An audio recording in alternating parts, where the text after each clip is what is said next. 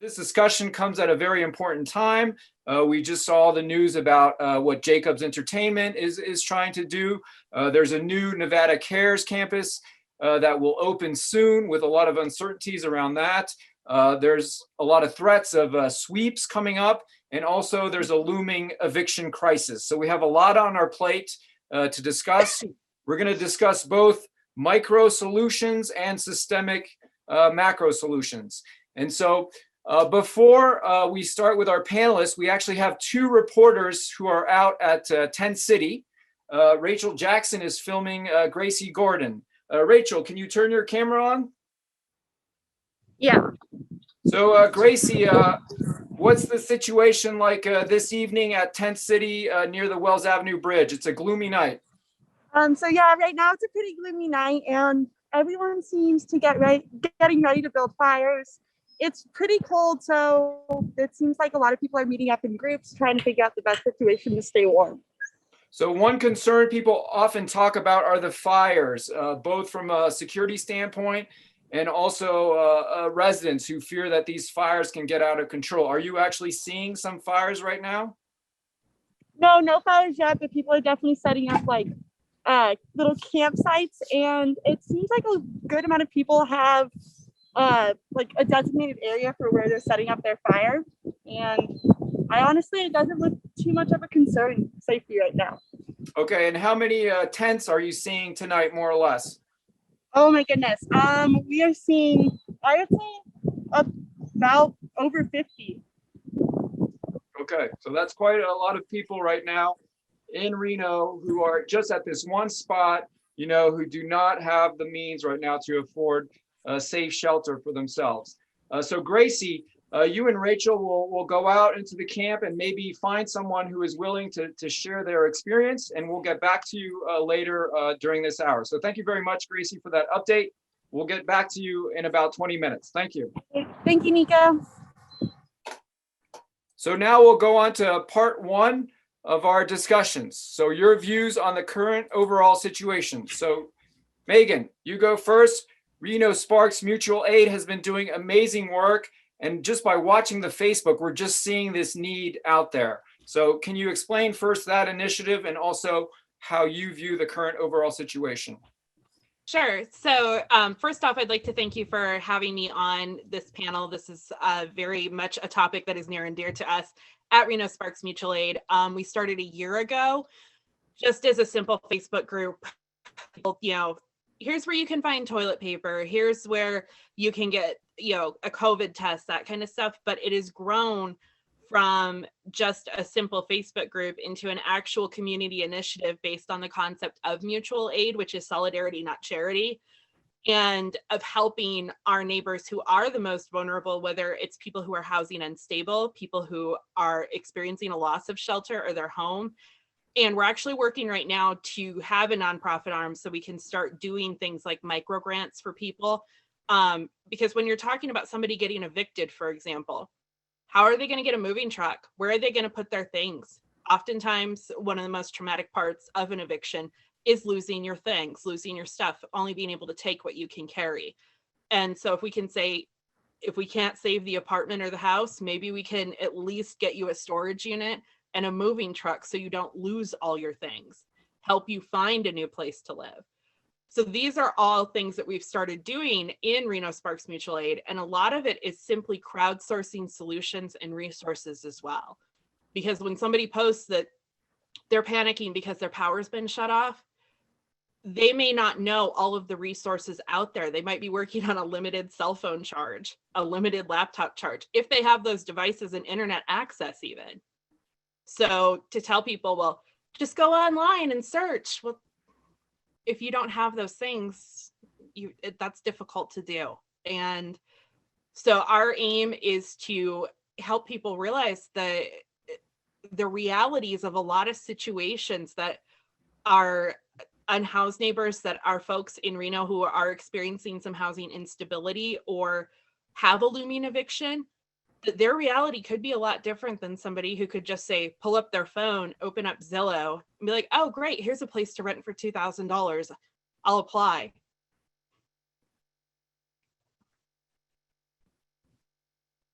You're muted. Thank you. Yes. Yeah, thank you very much for that. I'll stay unmuted. Good tip.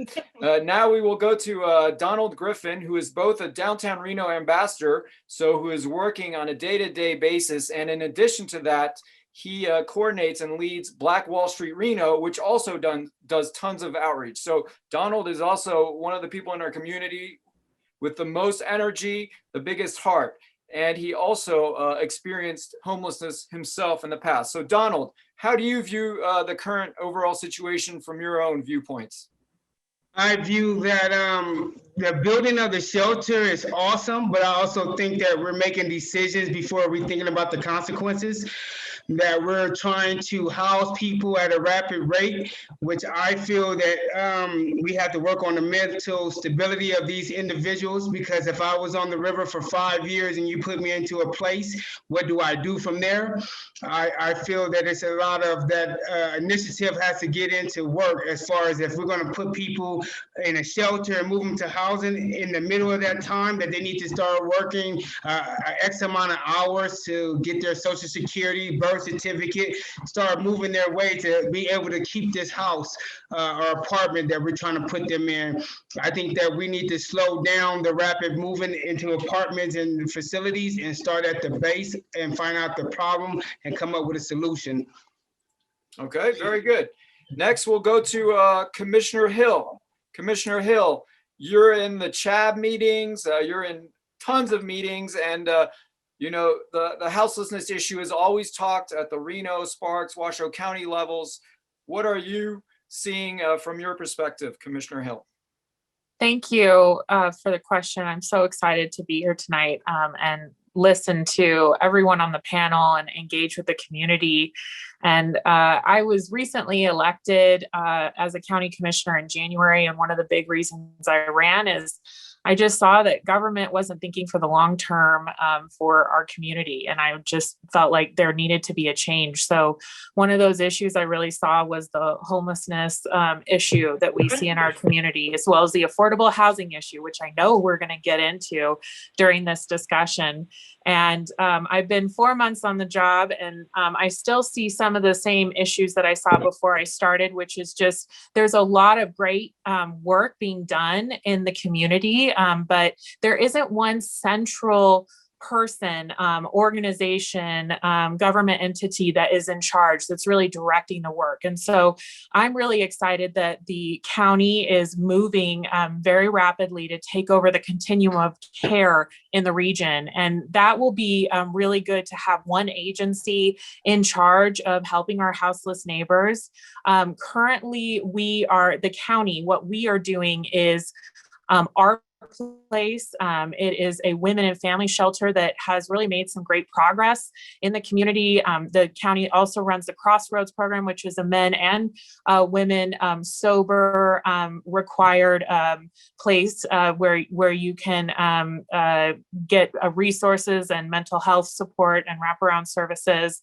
And then as we were talking, there's also the CARES campus opening up, which will eventually move over to the county. But I think the key is that the county is really working on a Built for Zero program, which is not how many people we've housed, it's how many people still need to be housed. We're working towards 0 people living on the street without resources. So I'm really excited to work towards that. And I think that we have a long way to go, but I think you've got the leadership and people who really want to work to get there.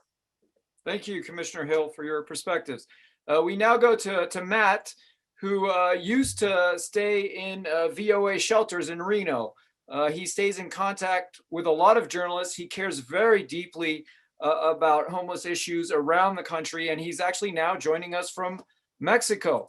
Matt, I know you follow this very closely. Matt, what are your views on the current situation? Not that you're in Reno anymore right now, but you do come back and forth into Nevada. What are your views, Matt?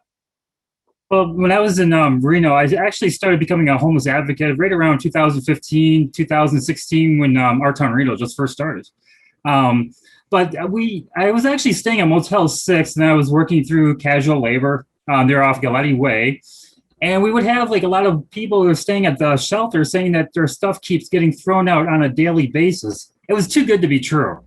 And finally, a friend of mine texted me and said, "Hey, Matt, can you come down here?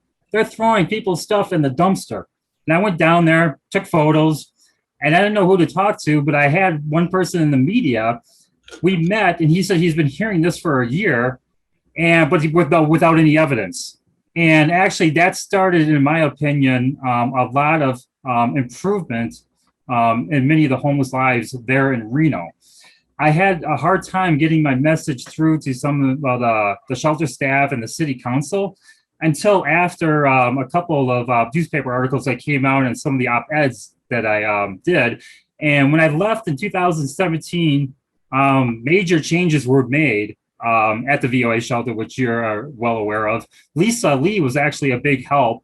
I've never even met Lisa before, just through contacts. And growing up, I lost my dad when I was a teenager. He said, if you see a situation and you're able to fix it, fix it.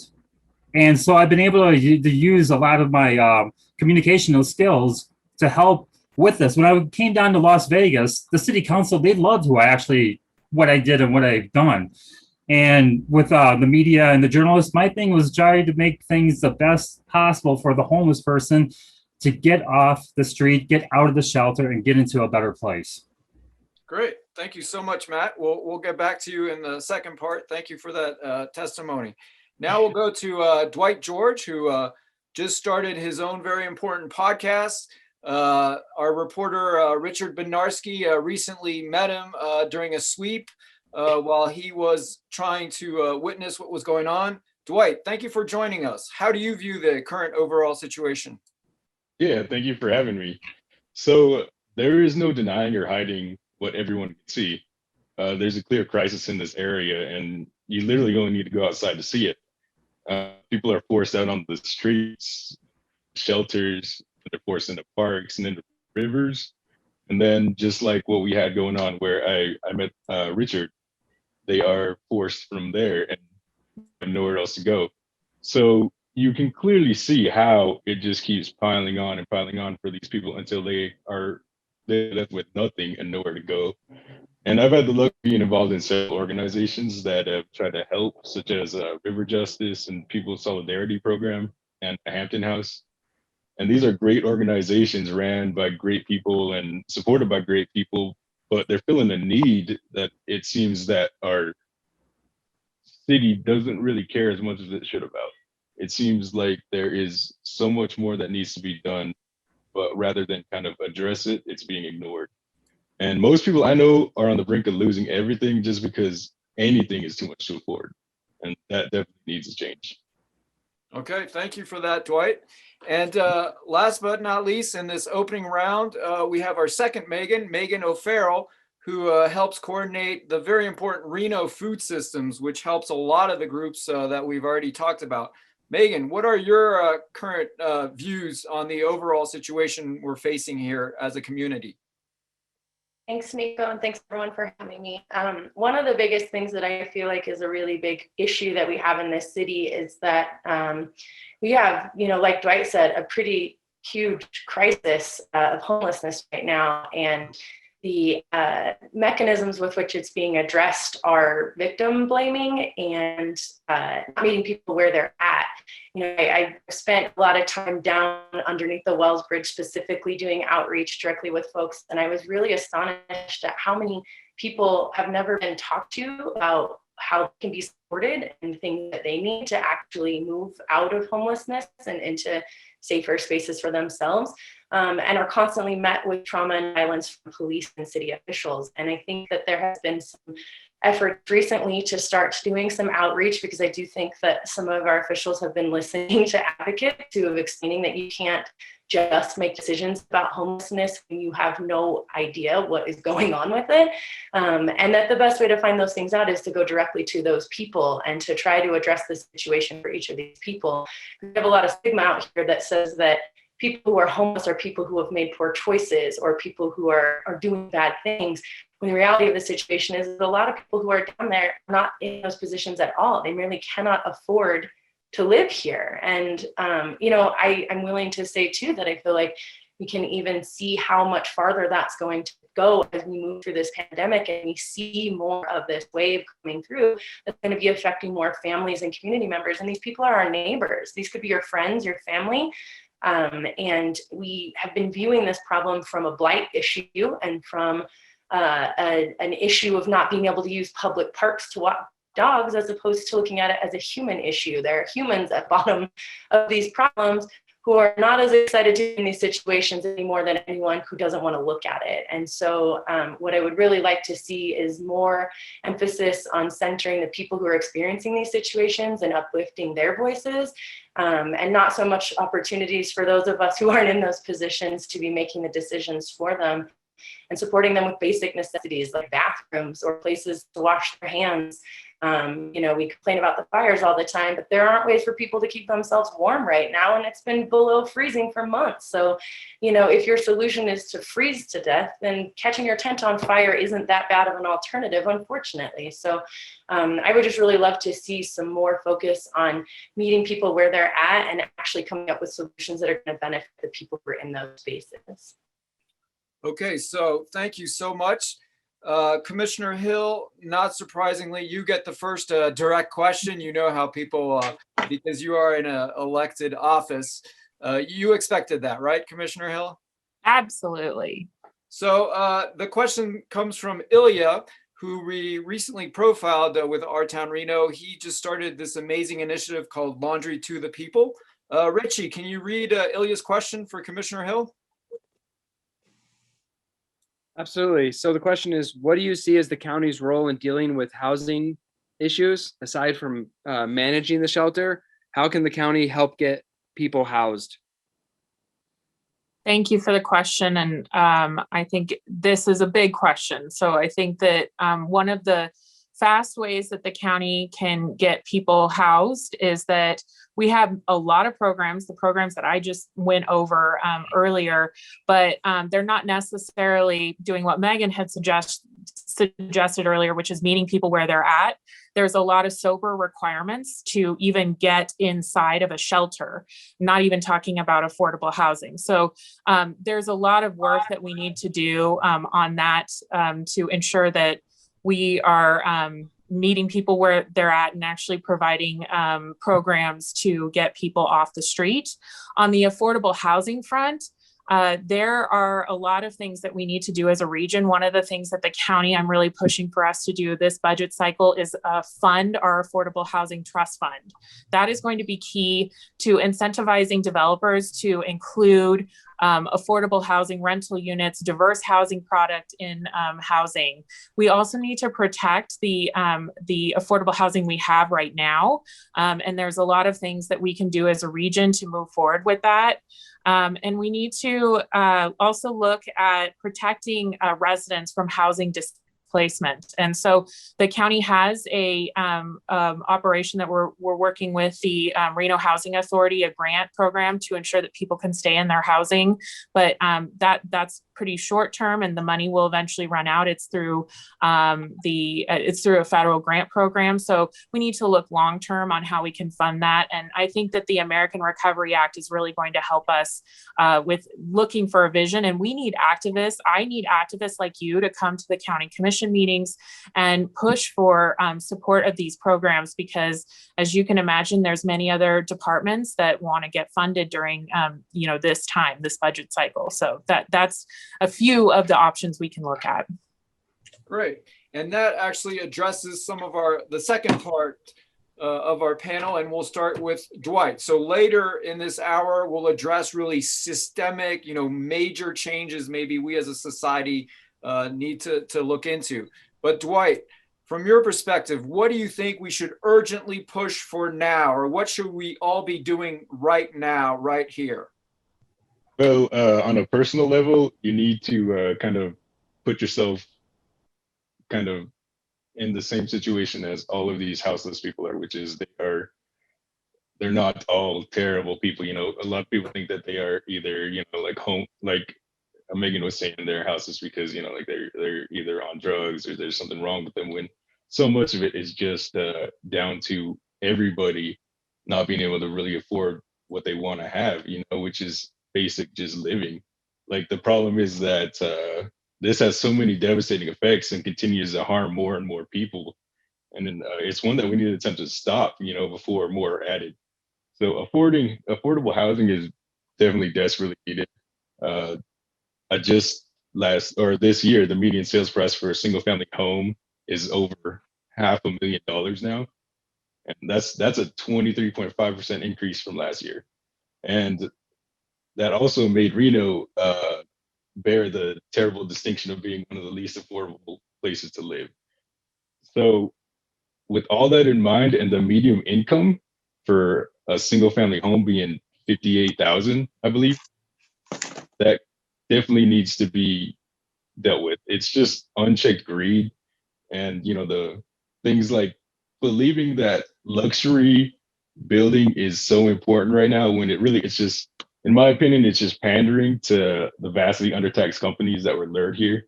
And the only people that can afford them are the executives and those that work for them. So it literally puts the price of living or having somewhere to live as a luxury. And to me, that's just clearly wrong. Okay, thank you, Dwight. Megan from Reno Food Systems, what do you view as what we should focus on urgently right here, right now?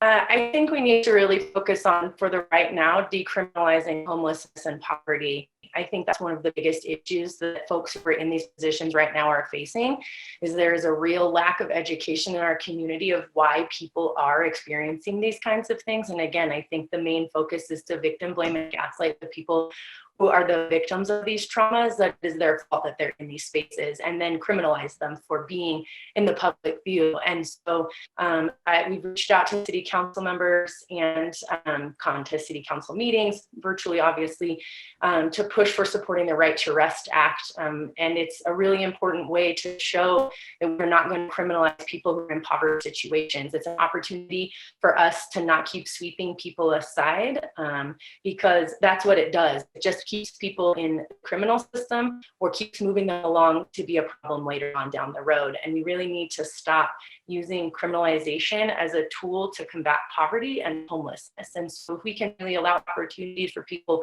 who are literally just trying to survive, opportunities to be free from violence, from policing and that kind of trauma, we can start to move to build relationships and help folks move to the transitional spaces that they need to go to. Again, meeting these people where they're at.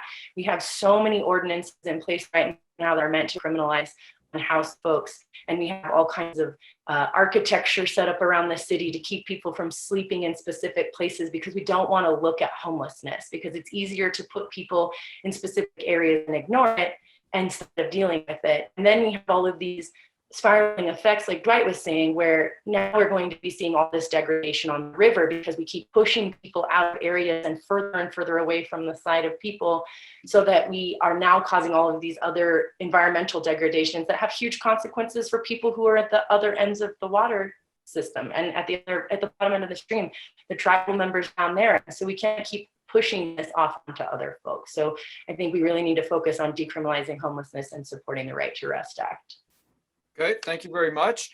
And yes, that has been talked about, but we'll see if this Right to Rest Act actually becomes a reality in our community. We'll go now to Megan from the Mutual Aid Group. You see so much information, as I said, through your Facebook page. What do you see as needed urgently right here, right now for our community? One thing that's absolutely crucial is we need to see a move towards requiring developers to segment off a section of these huge buildings and such for affordable housing. We see that in larger metropolitan areas, where if it's going to be a building that has X amount of units, that then in turn you have to have so many available for low income housing as well. And that's just simply a cost of doing business, because we're seeing, for example, that Reno Experience District, rent on an apartment in the new Reno Experience District for a 1-bedroom that's about 850 square feet is over $2,000.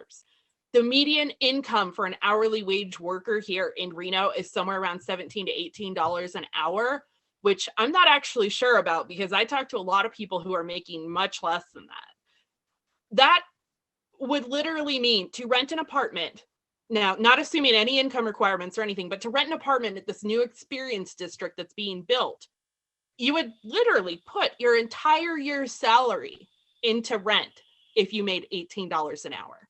That's insane. We are not San Francisco. We are not New York. We are experiencing a huge cost of living increase with no wage increases. And I also agree with Megan that we need to work on decriminalizing homelessness, because when we have our unsheltered neighbors who are getting put into the system over and over again and dealing with court, dealing with must appear tickets, this kind of stuff, how are you getting them help? You're putting the onus on them to show up for court appearances, to bail themselves out. It's absolutely insane to me to think that anyone can see calling the police, calling 911. If it's not an emergency, it's just because you don't like the homeless people on the sidewalk. That doesn't help. That doesn't help whatsoever. And in fact, that harms people. As Megan was saying, it traumatizes people. And right now, I think that the city of Reno and the county, due to the actions of Sparks Police as well as Reno and the sweeps that they have done, have a serious trust and credibility problem when it comes to our unhoused neighbors. They don't want to trust people who want to help them. They definitely do not trust law enforcement right now. And who can blame them? This is Reno put out an article not too long ago demonstrating via police body cam that they were doing things like slicing tents and cussing out people while they were sweeping. Why would they trust anyone to help them after that kind of treatment? Why would they trust anyone to help them after somebody was pepper sprayed at the governor's bowl? So there is no way that we can have any kind of housing first initiatives without having the trust of the people that we are seeking to help. And if we're seeking to help those people, we need to ask them, what is going to help you? What do you find to be your biggest need right now? Because we can talk about the trash down by the river, but when the city isn't providing adequate trash pickup, when they're not providing trash bags or any way to dispose of the trash, what are we going to do? What are they supposed to do? Okay, thank you for that very powerful testimony again. And now we'll go back to Tent City with Gracie Gordon. So Gracie, who are you with right now? So I'm here with James. He's 36 years old. He just turned 36 on April 10th. So James, how long have you lived here in Tent City? This time, like over 9 months. I think we've been tented here 9 months. Okay, and then how's the experience been so far? Decent. I mean, as long as we keep it clean, you know, we don't get the same way, and the violence is gone, and people aren't robbing the nearby businesses. We stay out of trouble, but it's been good. I mean, because we have people, volunteers from the community come out and give us food or clothes and stuff, and whatever else we might need. So have you had any interactions with the police? No? Okay, that's good. And then you say people come here and give you food. Do you think Reno has good resources? Oh, yeah, absolutely. There's no reason why you should go. Okay, perfect. And then how long have you lived in Reno for? 2 years. Okay, and then are you willing to share any of the circumstances that kind of led you living here? Addiction. You wouldn't find anybody out here sober. Right. Why would you be out here sober? Do you think that Reno has good resources for like people struggling with addiction? To a certain point. I mean, like I don't have an ID, so I can't get a job right now. But April 15th, I have going to the DB to try to get my license, but I'm from Oregon, so it's just been difficult. That's the biggest hassle I've had, is just trying to get my ID so I can get a job. Right, and it seems something that's important. But then it's always, do you have any family, or do you live in Oregon? And then you were telling me you were building your behind us. What was this for? Just my tent. My tent's on the Gibson wall, the train wall, and then just kind of building a lean-to over, where we kick it and have a chair and stuff and eat and stuff. But you got to keep your stuff secure because there's a lot of stuff around here. Right. Have you had anything stolen? What type of things do you have stolen? Bikes, whatever you think about your backpacks, if you take it off for a certain amount of time, put it back on. Right. So Gracie, can you hear me? Yeah. Can you ask him, there's a lot of chatter in the community that right now police are allowing this big encampment, and that as soon as the CARES campus opens, that it's going to be a whole different story. Are there concerns, awareness about the situation? Are you aware of the situation at the care camps? I've heard rumors of it. I mean, I've heard rumors that once that care camp is open, they're going to come in here and push us out. And then we'll have two options, either go to jail or go to the care camp, so, Have you ever tried to go to a shelter before? Do you think that you're going to try to go to the care camp, or? I really don't know what it is yet, so I really can't do it. Do you think that the sweeps are kind of unfair?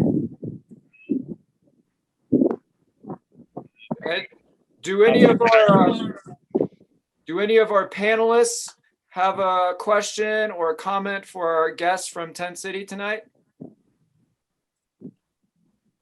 I just wanted to say, what's up, James? Yeah. Hey, Lisa, how are you? Hey. Hi, Lisa. How am I always the one that gets picked? I don't know. Because you're a good speaker. All right, Jody said hi. All right, thank you for that, Lisa. Very kind of you. Hey, Jody.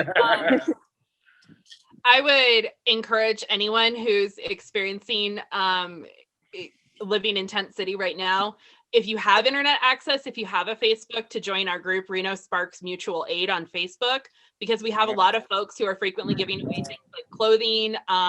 We've had people giving away camp stoves, tents, that kind of stuff to help people. And so then you can connect with folks directly and meet up with them and get things you need. Or if you guys need things like trash bags, toilet paper, clothing, sleeping bags, any of that stuff, you can make a post in there and somebody can get that stuff to you. So if you have that access from like a smartphone or anything, that's a great way to actually reach out to the community direct.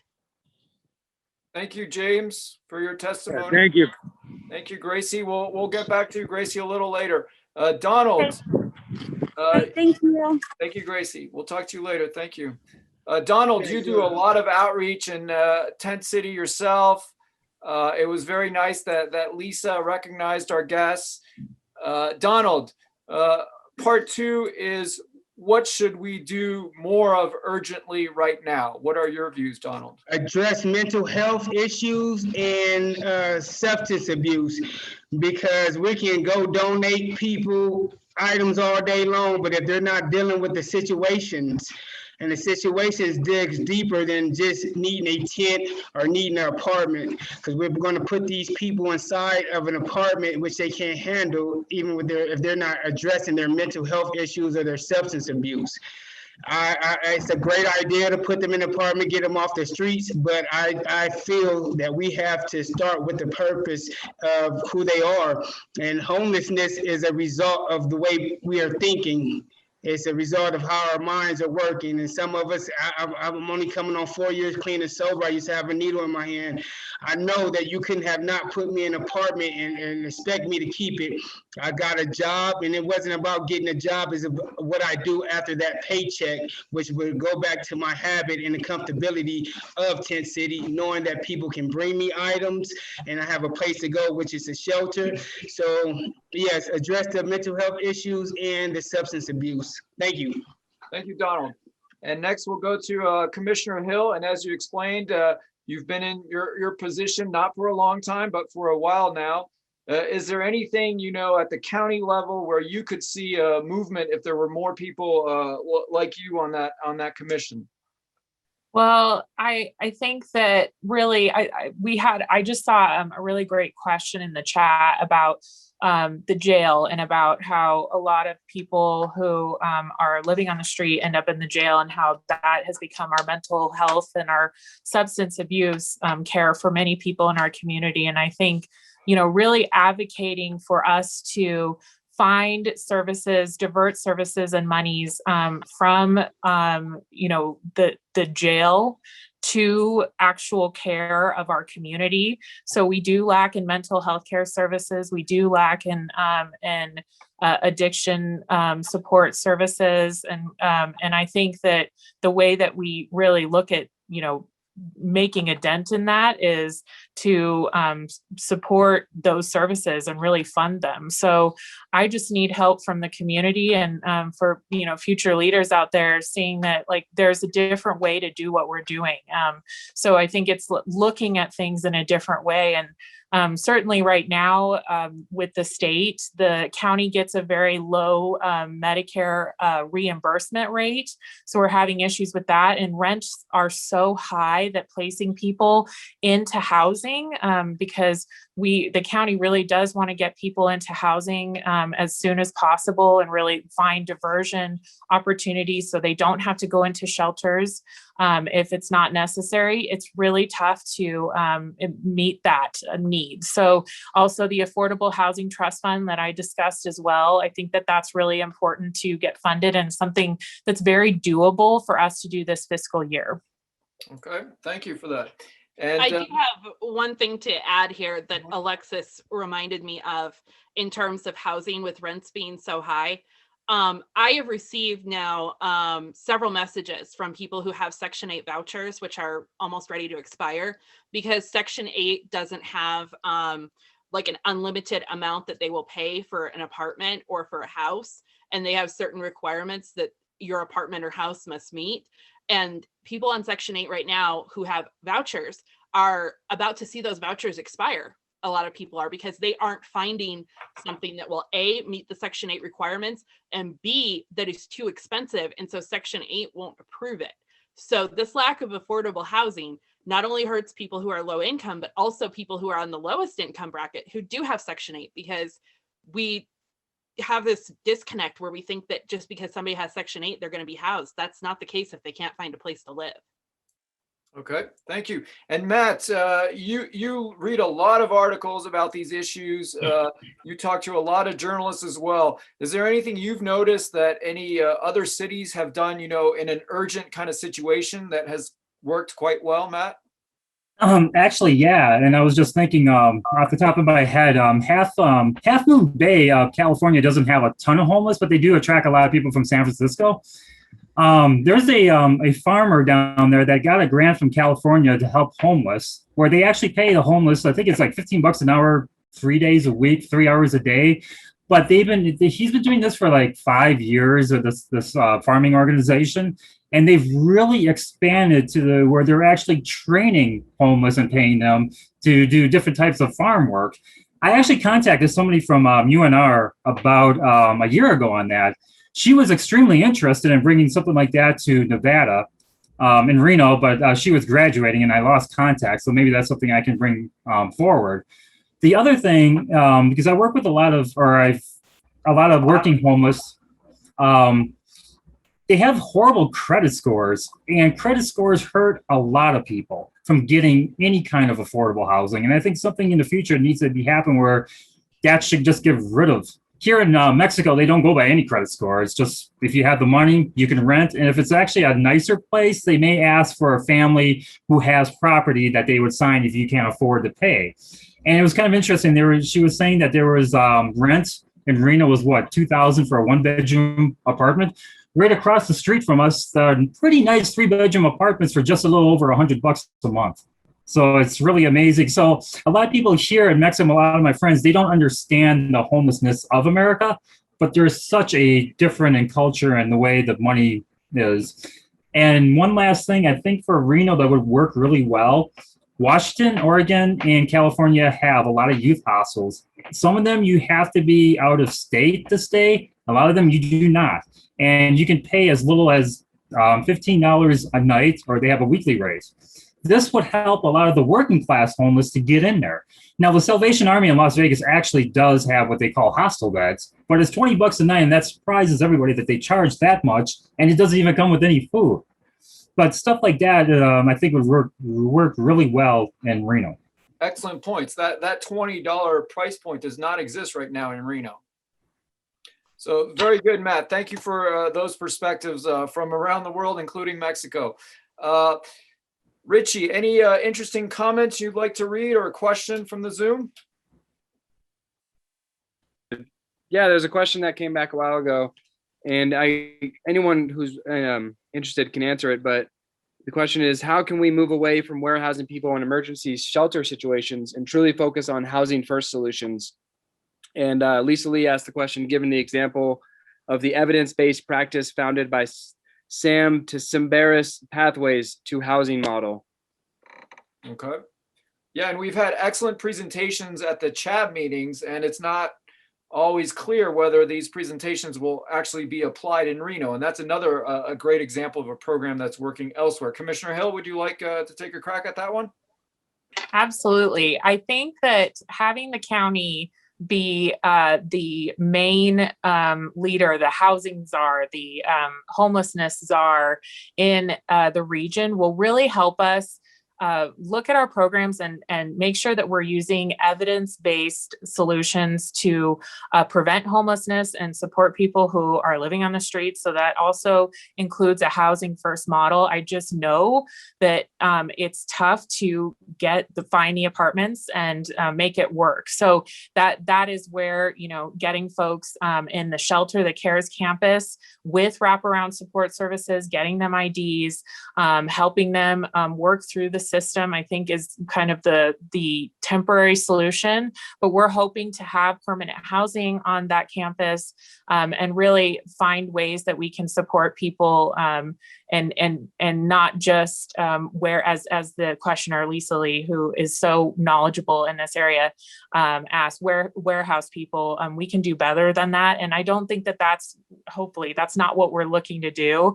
We're actually looking to help people out of the cycle. I know that in the shelter there are many people who never saw a caseworker previously. We will have many more caseworkers, and the county is devoting 10 staff people this next fiscal year just to homelessness. So we want to be accountable, and we also will have, per the Built for Zero requirements, a dashboard online so you can see how many people are unhoused, because we're counting people every day on the river and making the county accountable to our programs and the money we're spending. So I really look forward to implementing that. Thank you. So now we'll move on to part 3. So we can all see the screen here. And we all hope for the power of the ballot box sometimes. Sometimes that works, sometimes it doesn't. There is still the ballot box in this country. But we're also going to be addressing beyond that, who do we elect? Structural changes we need at the city, the county, state, federal, systemic level, the way we think about our economy. And I know Megan O'Farrell is going to have a great answer for this. So you go first, Megan. All right, no pressure, huh? 1 minute. To be honest, I don't really feel like the systems that we have in place are going to do anything good for us. I feel like we need to throw them out and start over completely with a new reimagined world. Primarily because our country was founded and built on genocide, slavery, colonialism, patriarchy, and trauma, and our institutions and systems of governance are rooted in white supremacy and oppression. It's built into our laws and policies and has large-scale deadly consequences, especially for communities of color. And I don't think we can fix that. And I don't think we should continue to support a system built and designed to destroy people and the planet in the name of profit. So I feel like no matter what important work any of us are doing to solve these problems or to create band-aids for them, we're going to continue to function in the system and never truly bring us to equity and safety. And so I feel like the biggest solutions I see coming from that is defunding and reallocating resources to community care-based programs comprised of a wide diversity of stakeholders that address the individual community needs. And I think that needs to come from defunding policing and military, also while dismantling white supremacy and working towards building true equity. And that means focusing on housing and medical care and wages and the environment and abolishing rent and supporting community members with a whole new outlook, because I don't know how we fix a system that is rooted and designed to keep people in these spaces. So I think that there are a lot of really brilliant, imaginative humans out here and a lot of communities of color that have been doing this survival mode work for a really long time, because these are the choices that are available to people who are being completely oppressed. And so I think if we can really look to these models that these communities are showing us, we can come up with some better solutions than the systems we have in place. Thank you. Next up in this part is Donald Griffin, who also, works for the big picture with Black Wall Street Reno, and he's also working for the Now. So Donald, what are your thoughts? You just heard Megan. What are your own thoughts on structural changes we need? I believe some of what Megan is saying, especially about the Black and underserved youth throughout the Sparks and Reno area. I believe that it's not to destroy Black men, it's more to destroy Black children before they become Black men. So we have to start in the elementaries. We got to start between the 3rd and 4th grade, where we're starting to show more male figures, show teachers that's non-color how to address children of color. Change up their teaching schedule a little bit to fit the criteria of Black and underserved minorities throughout the Reno Sparks area. We're not going to defund the police. We're not going to change the white colonized minds. We're not going to do that. What we are going to do is change our leaders as far as in the Black community by structuring our kids a whole lot better. Thank you. Thank you, Donald. And Commissioner Hill, sometimes we hear, oh, the affordable housing crisis, it's going on everywhere. There's nothing we can do about rising inequalities. What do you think at the city, county, state, federal, systemic levels? Is there anything we can do? Oh, there's a lot we can do. It just takes time and resources and political will. So I don't want people to lose hope, but also it's not something that will happen overnight. I'll just talk about the federal level. So we really need federal aid targeted at housing and homelessness. And I think that the American Recovery plan, if that happens, will really be helpful in our community to forcing best practices on our community in order to get those grants. And so I'm really looking forward to and crossing my fingers that that will happen, or excuse me, the American Recovery Plan has happened. That would be the infrastructure bill. So the American Recovery Plan, though, we have 3 years, the county, to spend $91 million. We have a lot of opportunity to do good in our community, and that's a lot of capital projects. So I think that there's things that we can do in the next few years to really look at affordable housing, private-public partnerships on the ground. I think the new leadership in HUD and HHS is really helpful and important. And one of the things that we see is that HUD limits vouchers and programs to single units, so people can't be roommates. And I think that there would be opportunity for us to house more people if they could be roommates. So that's on the federal level. On the state level, I think that there are some housing bills. I think many of them sadly died, but to ensure that there's fewer tenant evictions and really fighting for that. Right now, the legislature's in session, so make sure that you're paying attention to the bills that are coming up and how they can support folks. And then on the local level, well, we need that affordable housing trust fund, which you've heard me talk about a lot. And also, we have a lot of great recommendations that have gone into place for affordable housing, which you can find at tmaffordablehousing.org.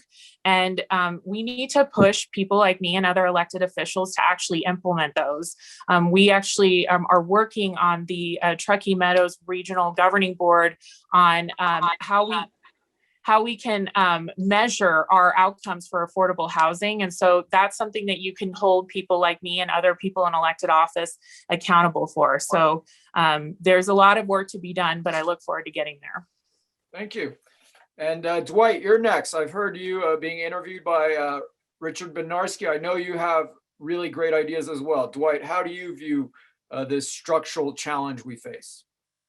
So I agree with a lot of what Megan has said. I understand you need to be patient. You need to wait for bills to go through. You need to wait for things to pass. But speaking personally, me and my people have been waiting for things to get better ever since colonization started. So it's really hard to just be patient when I see my people still continuing to suffer, while also seeing more and more added to the list. Like I said, I've gone out with some great organizations, and I continually see new faces out there needing help that they're not getting. So I do believe it's more than just giving what hasn't been working another chance. I believe it's more than just having to wait for something better to happen from a system that hasn't really helped us at all.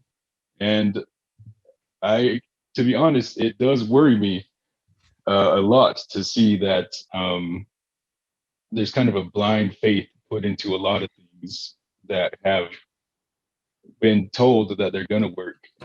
Do like things such as like trickle down economics that's clearly not working, and then with the new ideas of all this luxury housing and these jobs being brought in to serve, and help the community and be given to people actually living here. We've already seen that not working. We've already seen them bring in a bunch of people from California moving here in order to live better than they were over there, which is just hurting all of us here as well. So I think that a lot has to change, and I think the very first step you got to take is acknowledging that things aren't going to get better in the current situation. Thank you for that. Very important testimony. Thank you. Matt, how do you view the big picture? I know you think about it a lot as well. Yeah, and I got maybe 3 different angles on this. I know a lot of people, especially the working class, not every homeless person is an alcoholic or a drug addict. But what happens is if they lose their job or they get kicked out of their house, or maybe they're came from another state, they're stuck on these long waiting lists that could be a year and a half. And I guess it's still that way from the people I talked to down in Las Vegas. They just lose hope. 2 other things that I think I kind of look at this, which would help the homeless. I know that Donald mentioned it earlier. ID, if you lose your ID, you are totally screwed. And when I actually helped a guy who was born in New York State. It took me 6 weeks to find what hospital that he was actually born at, because every state has their own system on how you get your birth certificate. And regardless, you are going to need an ID.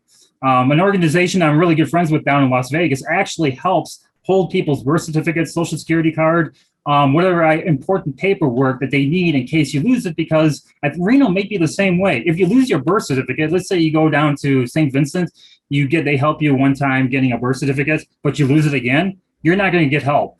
Lutheran Social Services was the only place in Las Vegas that would help people, and they had that policy. If you lose it one time, Mexico, believe it or not, has an excellent for identification. It is free, and it's required, and once you're in the system, if you lose it, guess what? You go pick it right up. There's no cost to it. And United States can put like a warp speed ID in there. And my third thing looking at are the food stamps.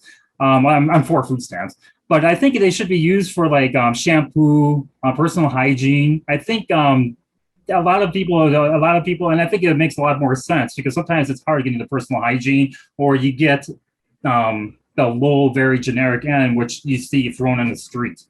So that's just my opinion. Excellent points. Thank you, Matt. And now, Megan, what are your big structural ideas to help each other, help our neighbors, help our unhoused neighbors? First off, Matt just nailed it. Food stamps, all of that should be able to be used for things like formula, diapers, personal hygiene products, this kind of stuff, because when I've gone to different encampments, that's some of the stuff that I get asked for most often. One of the things I get asked for most often as well, trash bags, because people don't have a place to even throw their trash away, to gather it up to take it to a can.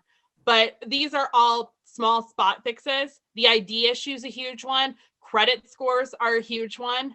Right now, a lot of rental units require 2 to 3 times the income to even consider your application.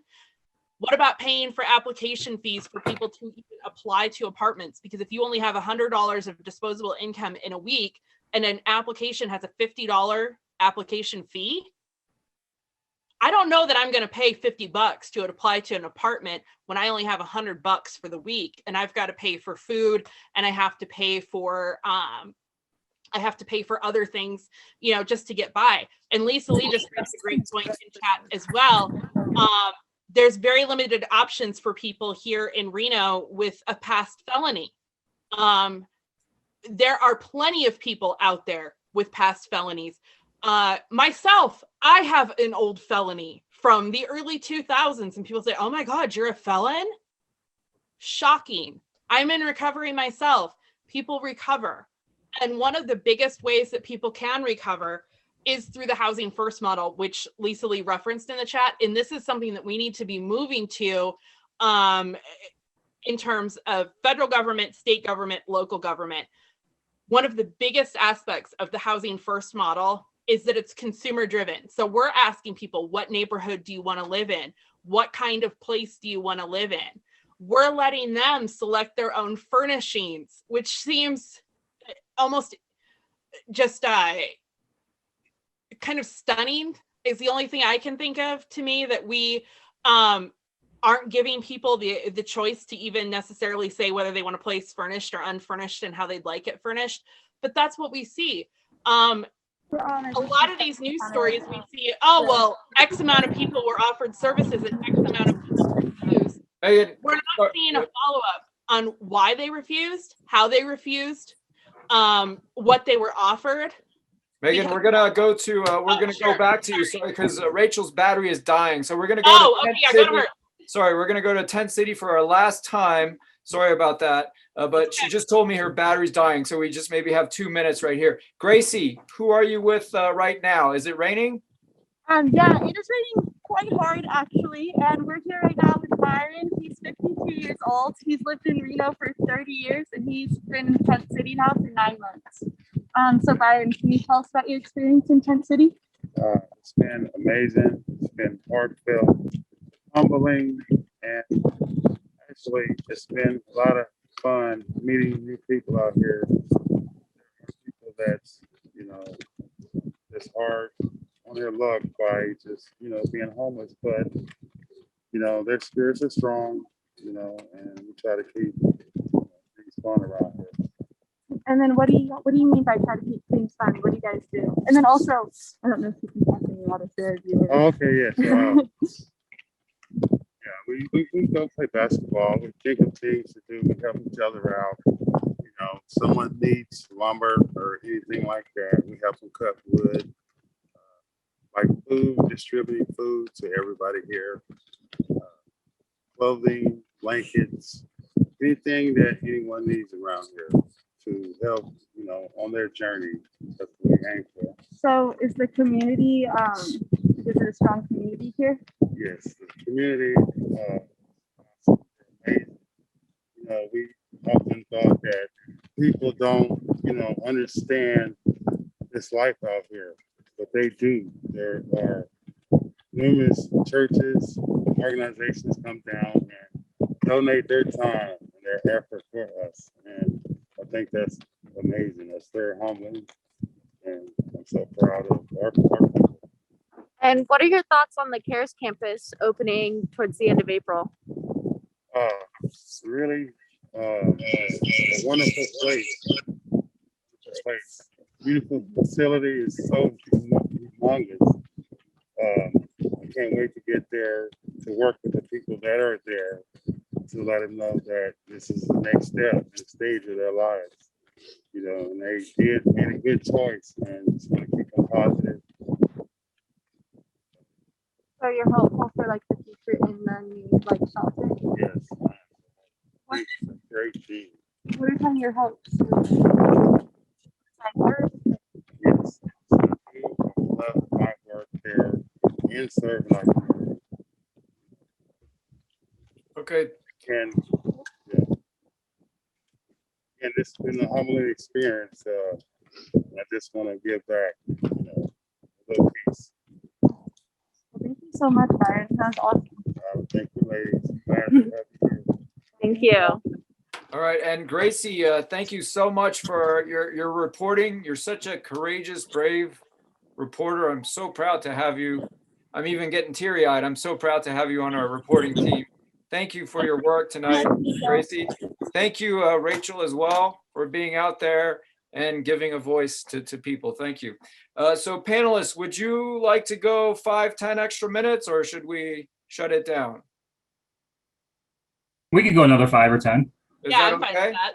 Okay, and I understand if people who are watching need to go on to their next activity. So we'll just kind of wrap it up with final thoughts from everyone. I wanted Richie to address a question. Amy had a very interesting comment at 6:52 p.m. Richie, could you read that? Absolutely. So an issue that worries Amy about affordable housing is that she's heard a lot of concern about living alone. Many individuals are used to living in a group or a community setting, kind of as we just saw down there at Tent City, and they might struggle on their own. So are there options for group living arrangements? Does anyone want to take that? Matt, you mentioned, those hostels. Have you ever seen that kind of arrangement, Matt? Yeah, they're pretty nice. And speaking of that, I think one of the best programs actually in the West Coast, it comes from the Salvation Army. The Salvation Army in San Jose, the Salvation Army in Santa Ana, California. They have it to where I'm going to focus on San Jose, especially with the men's program.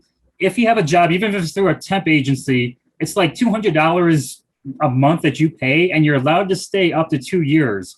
I'm making a long story short here. After the 2 years, the city of San Jose actually gives you money back towards rent. And you can come and go as you please. There's no religion involved. You take a breathalyzer, and that's about it. That's actually one of the more successful programs they have. And it's small. And when you have smaller shelters, it seems like they're more successful. Santa Ana Salvation Army runs the same way, but not for 2 years. And you don't have to stay for 2 years. You can stay for 2 months, 3 months, but it's a golden opportunity to save up money for rent if you want to stay in the Bay Area. Okay, very good. Thank you, Matt. I love your practical answers. Very good.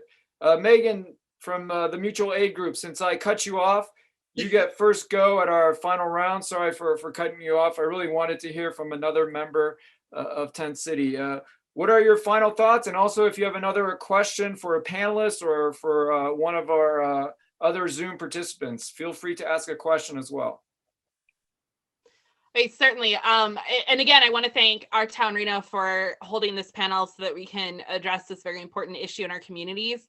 And I would encourage everybody to join us on Facebook at Reno Sparks Mutual Aid, and encourage their friends and family to join as well. But we're a Band-Aid on a bullet wound. A lot of these organizations here are a Band-Aid on a bullet wound. We need to move from this idea of, say, telling our unsheltered neighbors, of telling our most vulnerable residents what they need to do, and asking them, what do they want to do? What kind of services do they want to have? What is the intensity of the intervention that they want to seek? We need to stop putting sobriety requirements on housing, on shelter, because to do so will cause people to not seek it. Addiction is a fact of life for a lot of people who are living outside right now. And if we can't even get them to a caseworker to start addressing that, then we're not being successful in even talking about one of the major obstacles that people have to getting a job, to getting housing. We need to stop thinking about the root cause of homelessness is addiction, or the root cause is mental health. The root cause is economic conditions, period. When you don't have living wages being paid, when we don't have any kind of rent control, when we don't have pressure on developers to segment off housing for affordable housing, for Section 8 housing, we're going to continue to be rehashing this, pandemic or no pandemic. This is going to continue to be a crisis. And community organizations, we can only do so much.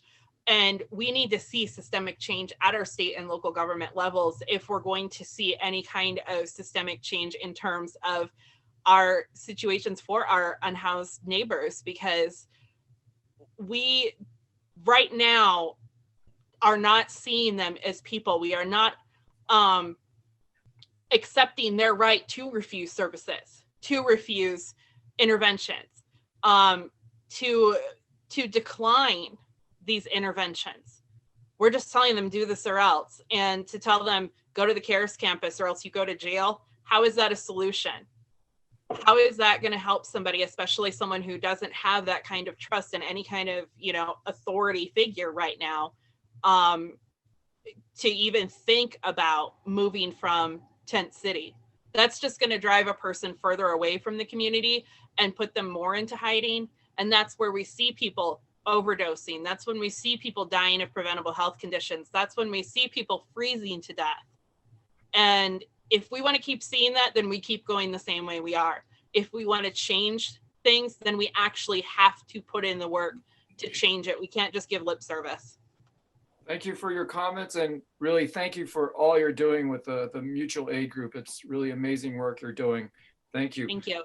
Dwight, you're getting a lot of positive comments on the Zoom for what you spoke about in part 3. Any questions for other panelists, Dwight, or any final thoughts from you? So just kind of final thoughts is like Megan said, it's a lot of great people out there going helping out, actually doing work that this system is supposed to be, basically doing the job that our government is made to do, which is, it's supposed to be supporting us. It's supposed to be kind of there for us to actually kind of depend on. And we're now being treated as kind of spoiled by it if we ask for anything that could possibly help us. And I've met a lot of great people doing this. I've met so many helpful and truly kind of people that actually want to do something. But I have to say, I've been to a sweep where I was recorded at. I didn't see the police do anything.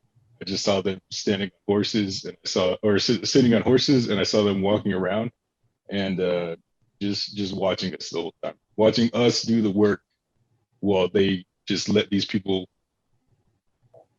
kind of be bossed around and be pushed out. And even when one of them asked them for help, they asked them to help them carry something. They said, "Oh, that's not my job." Which, sure, it might not fit the description of your job, but if you're going to be a decent human being and you're going to say that you don't want these people to be in such bad shape, you're not even going to give them any help at all. Like it just doesn't make sense to me. So I also know that a lot of people kind of see possibly what I said as extreme, as that this kind of system kind of preys on a lot of people, that it's way too much to kind of expect it to change. But at some point, we got to acknowledge that we don't only need better, we deserve better. If we don't even want to face up to that fact, then it's just going to keep getting worse for us. And I appreciate everybody on here that actually has gone out there and done something, because it's faces like this that are the only ones that I've seen actually trying to change this problem. Thank you, Dwight. Thank you so much for taking part tonight. Very, very kind of you to share all your thoughts and energy with us. Thank you. No, thank you. Megan O'Farrell, you got some good comments for part 3 as well. Lily Barron, yes, thank you. Say that. Rain Fernandez, yes. So what are your own final thoughts, and do you have any questions for another panelist? So I would just say my final thoughts are that we as community members know how to care for each other, and we have deviated from all of these systems because capitalism has forced us to prioritize things that are actually leading us to our own demise. And so I feel like we are in a really important situation now where we can recognize that community care is everyone. Like, I'm no one. I'm just a person who lives in this community. I don't know what I'm doing any more than anyone else. The difference is that it takes time to actually want to make things better, and you can do it in a multitude of ways. And so we all need to be stepping up and not buying into this narrative that our government is going to save us anymore. We don't need to be saved by them. We need to stop supporting these systems, and we need to actually put our energy into supporting our communities. And we know how to do it. And I really hope that people feel empowered and hopeful to know that tiny efforts by all of us make a huge difference. You can cook a meal, you can grow food, you can help clean up the river, you can do all kinds of things to support our people and our land, and you can make it so that we don't need to depend on these systems that are designed to keep us oppressed. So I want people to know that that can feel really overwhelming, especially when you look at it at such a really large scale like that, but I see it happening on a constant basis. this. We have a really amazing community here in Reno. I've lived here for quite some time, and I'm always so amazed at the ways with which everyone here bands together in good and bad. And so we need to hold ourselves accountable to what that looks like and really show up for each other in ways that we know are going to support ourselves and support our communities, and not look to these systems to support us that we know are not designed to. And so everyone's welcome to come along with that and sit in it where they want. But this is definitely a community-driven effort, and we're all capable of doing it, and we're all capable of building the world that we want to see. So keep on doing the good work. Thank you. And you just got more exclamation points on the Facebook. So thank you very much for joining us tonight, and all your ideas and all you do as well. We'll go next to Donald for final thoughts. Donald, are you still with us? Maybe not. He wrote a comment. Thank you for having Black Wall Street. So maybe Donald had to go. We'll go to Matt. Matt, you're still in Mexico. Yep. Do you miss Reno? Yeah, I actually miss Reno. I miss Las Vegas. I miss my family. Just make a long story short, why I'm in Mexico. Obviously, my girlfriend's here. We met on Facebook about 3 years ago, and we met in person in Tijuana, and everything just seemed to click from there. And speaking of Tijuana, we went to a church, and my girlfriend was so impressed that the Americans, it was an American church, would go and feed the homeless in Tijuana. Where I'm at, Jalapa is a city of about 500,000. It's considered the most beautiful capital in Mexico of all the states, but there's no homeless here. We went to go talk to the shelter, which caters mainly to the elderly and to the caravan members, which they don't get too many to come through this direction. And they said that their best suggestion for me to help people are teaching them English, because they believe education will get you out of poverty. There are a lot of poor people, but it's extremely rare to see homeless. And I really appreciate all you guys. And there's a Las Vegas Review Journal lady named Brianna Erickson. She's pro for helping the homeless and stuff. So if you ever want to contact her or talk to her, she's really easy to talk to. And I still talk to city council members down in Vegas. What I did in Reno was more accepted down in Las Vegas. Can you elaborate on that last point? Well, improving shelter, including improving the way that the shelter people are treated, the cleanliness. I will say this: Washoe County Health. I can't remember the lady's name. The supervisor. She was terrific in making sure that the VOA was clean, and they were not. But she was able to go in and make rapid changes, which made it so much healthier for the clients. Unfortunately, in Clark County, they can't do that. The health department has no right to go into the shelters, except for the Salvation Army, because you may have to pay $20 to stay there. And that's something that needs to be changed on a state level. And I had Senator Heller, I think it was 2018, and Senator, I think it was Masso. Both offices actually put so much pressure on the shelters to clean up. You've seen some of the pictures I sent you, Nico. Mm-hmm. And so unfortunately for me, I have a lot of contacts, and I still have homeless people contacting me, California, Nevada, asking me, man, I need help with this. And I try to verify to see what they're saying is true. And even here in Mexico, I'll get politicians or media contacting me. Hey, Matt, this person's telling me this. What do you think? Thank you, Matt. And even though I don't love Zoom, I prefer in person. I've only met Matt once in person, but we pretty much use Facebook Messenger pretty much every day. So we keep each other informed and we share ideas. So thank you, Matt, for doing that. And one last thing for all you that's on the panel, if you guys need any information or any contacts, feel free to contact me, because I have a ton of good contacts. Good to know. Thank you, Matt.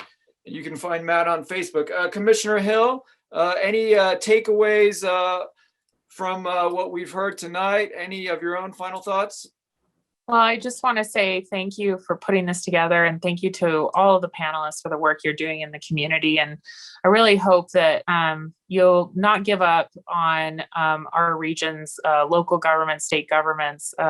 We are there to serve you, and we need you to continue to advocate for those who don't have a voice, because there's many other competing people who are advocating for resources in our community, and elected officials need to hear from you. I want to remain accessible to anyone who has questions or issues, and I may not be able to turn on a dime and deal with the situation immediately, but it's something that I'm continually sending the staff and trying to work on. So my cell phone number is 775-447-3017. If you have any questions or concerns, you can reach me. Thank you. Thank you, Commissioner Hill. And final words, Richard Bednarski, he's been our hardworking reporter as well. Richie, any final comments that caught your eye, or final questions or final thoughts from yourself? I think my final comments would be just, I've interviewed a handful of the organizations that are out there, the community members that have engaged in direct action, and keep it up. I know it's not easy. I know sometimes it's hard. But as a reporter, I encourage you to keep up that good work. And thank you for your time if I've had the chance to speak with you. And if I haven't, I'm looking forward to speaking with you in the future. And thank you for coming along and having this discussion with everybody tonight. Thank you, Richie. And Jessica Fagundes, who helped put this event together, pointed out a question on the Facebook, which she summarized as someone's wondering if there's a central resources location for info about all services. And I know Natalie Handler's been working on that. Is there some sort of a public document that people know of, a public map? There's so many great organizations. There was a comment earlier about a volunteer with Reno Burrito Project, wondering if they could do more. Some people want to do more. Some people also don't know what is available, where, when. There's all this confusion. Where can women get showers? Is it just our place? Is it only if they are admitted at our place? That was another question on Zoom. Can anyone address that, about this sort of confusion and not total transparency about what's available, or if someone could sort of compilate all this material somewhere? We've been working on doing that in Reno Sparks Mutual Aid. We do have representatives in the group from RISE and a lot of different community organizations. So if somebody does have a question about that, one great resource is to join the group, send in a post, send in your question. You can always message me on Facebook. I'm Megan Kathleen on Facebook, but I'm the lead admin there. We have several admins on the group. That's one of the things that we do primarily is crowdsource solutions. And we've had folks who have even said that they would open their home up for somebody who needed a shower, who would be willing to bring them food or willing to put gas in their car, something like that. So we're working on centralizing a lot of this information right now. All of us admins are, but one of the issues that we have, which I'm sure everybody else on the panel could speak to, is a lot of it is ever changing. A lot of it's evolving. A lot of what's available does change even from day to day. So we do have an issue sometimes with keeping the information current. So that's why it's so good to crowdsource some of this stuff sometimes. But we also have members of city council in there as well. I believe that Commissioner Hill is in the group. I know that Donald Griffin is, Megan O'Farrell is. We have a lot of folks who are already in there. It's about 5,500 people strong. So it's a good place to get information about resources and accessibility of them very rapidly. And just to close it all out, I'll just reiterate part of what I said. I was saying a lot, but one of the comments was, I volunteer for Reno Burrito Project and I still feel, frustrated. What can I do more? Is there anyone who wants to answer that question? And I know we kind of addressed it in part 3. How can we turn what you were talking about in part 3 into our new reality? Any ideas? I mean, I would just say that that's also dependent on what that person is interested in helping more with. I think it's really hard to try to tell people what they should be doing because as I can attest to in my own personal life, the things that I'm able to get done more are the things that I feel passionate about. And so I would ask people to really, ask themselves what it is that they see they have the most passion about, and then find ways to get involved with that. And like Megan said, she has a really great resource with Reno Sparks Mutual Aid where you can ask that question directly. I'm looking to help with food, or I'm looking to help with housing, or I'm looking to help with transportation. There are all kinds of ways that people can get involved. It's just a matter of where people really want to hone in on what to do. There's no shortage of things to do. And actually, there's just a shortage of people who can be plugged into the right spot. And I think, to play off of what we were just talking about with the lack of consensus on information and keeping everything straight, we don't have a really good system for that yet. There are a lot of folks who are doing a lot of work that people don't know about, and there are a lot of folks who want to help that don't know how to plug in. And so I think Megan's space is a really good space to get direct action work in, and it helps kind of connect you and network you with other people. I think that's how all of us met. None of us knew each other before this either, and some of us still haven't met. I have only met Richie, I think, in person of most of these people. So these are ways that you can open up those lines of communication. We learn about each other's organizations and how we can tap in with each other. And so I think it's a starting point, and then it's a jumping off point. And then that is a great way, all of the people in those communities are really adamant about connecting people to resources, or connecting us to those folks to help kind of push them into other spaces. So it's just dependent on how people want to check in and what they feel like they can maintain, because it is, a lot of work to do when you have a full-time job and you have a family or other responsibilities, or you're just tired and you can't do everything. So it's good for people to know what their boundaries are and to know where they can check in and be reliable for that, because it's really helpful if people who are going to jump into these spaces to help can continuously do the work, because people need consistency, especially in our unhoused community, to really feel supported, because one-time efforts aren't always going to get everyone there. And so I think people just need to kind of figure out what they're capable of, and then we can get people to those resources so they can make it up themselves. We can create our own jobs to help people with, like Ilya in our chat. Started the laundry service. He looked at a service that wasn't being supported, and he started it with other folks. So I feel like you can even invent things that can be supportive as well too. So thank you, everyone. And I'd like to thank again, Jessica from the Reynolds School of Journalism. Our Town Reno is part of the Reynolds School of Journalism. It's an initiative. The idea is to incite, encourage student reporters to look into these topics. And like what Megan was just saying, it's to give a face to this affordable housing crisis. Every story has a face that we always have a photo of the person. That's what we're doing. We're putting a face to the problem. We're putting faces tonight to people who care about this issue, who are concerned, who do different initiatives, who do great work. So it's a small enough community that we can really make a difference if we really put our heart and soul into this. So thank you all for participating tonight. Thank you for your support for the Our Town Reno, what we call Street Reporting Collective. And I hope to meet all of you, both all the panelists. I hope to see you all again in person, and I hope to meet everyone who attended tonight. So thank you, everyone. We don't have any music, but this is when the music. Bye. Good night.